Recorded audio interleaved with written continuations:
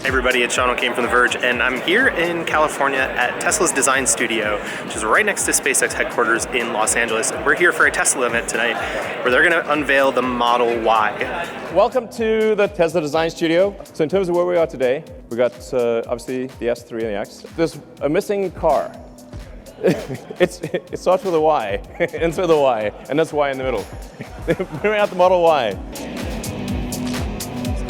One thing we do know ahead of this launch is that this could be another really important car for Tesla. You could say that about every car that Tesla makes, and it was especially true about the Model 3, considering that Tesla nearly died. They were single-digit weeks away from death, according to Elon Musk. But this one really presents a big opportunity for the company because SUVs sell like hotcakes these days in the United States. They make up about half of the new car sales market, and a compact SUV is especially popular these days. So something like the Model Y could sell really well.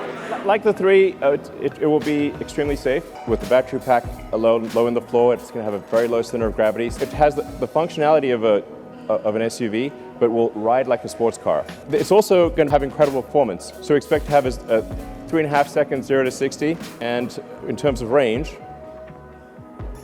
300 miles. Yeah, so there you have the sexy presentation.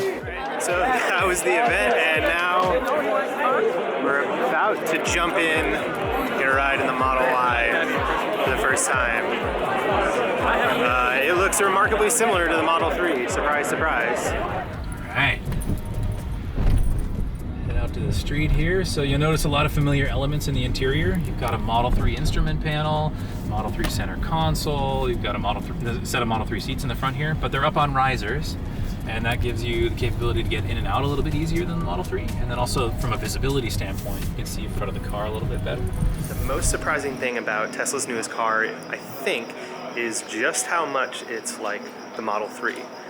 We knew this coming in. We knew that it was going to share about 75% of the same parts as the Model 3. But it really looked like a Model 3 when they rolled it out on stage. It will start at $39,000, but just like the Model 3, that version of the car isn't going to come out for a very long time, early 2021. And for a company that doesn't hit its deadlines all the time, that means we are going to be a very long way away for this car for a while. Now, while the ride that I got was really brief, I was able to figure out that, hey, this is going to be about as fast as Tesla's other cars, but it wasn't anything like the ride that people got in the Gen 2 Roadster. It wasn't something that knocked me back or really impressed me. Once people get a chance to drive this thing in more involved settings, I'm sure that they'll have more thoughts.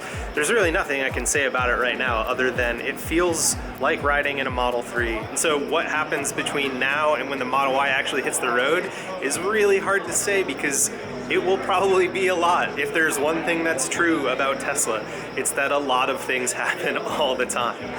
And while tonight was a really good preview of what Tesla's next car is all about, it's impossible to say what the company is going to go through between now and then.